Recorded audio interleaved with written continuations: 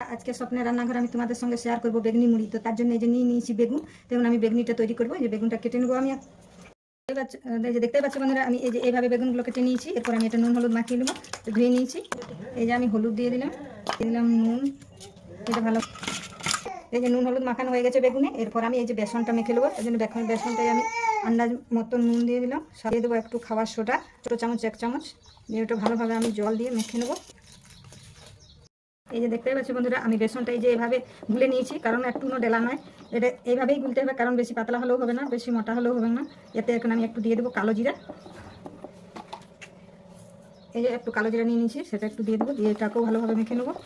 দেখতে পাচ্ছি বন্ধুরা, আমি এরপর আমি কড়াইয়ে তেল দিয়ে দেবো। যে সাদা তেল নিয়ে নিয়েছি।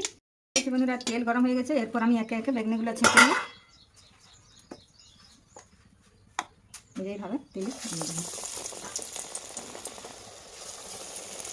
দেখতে পাচ্ছি বন্ধুরা কি সুন্দর আমি বেগুনিগুলো করে নিয়েছি, একদম লাল লাল করে ভেজেও নিয়েছি। এরপর আমি এটা তুলে নেবো। তো হয়ে গেছে।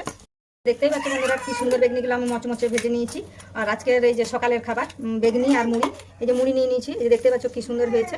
এই যে বেগুনি আর এই যে মুড়ি। তো আমার এই বেগুনি মুড়িটা এই সকালের খাবার। যদি তোমাদের ভালো লেগে থাকে একটা লাইক একটা সাবস্ক্রাইব করবে।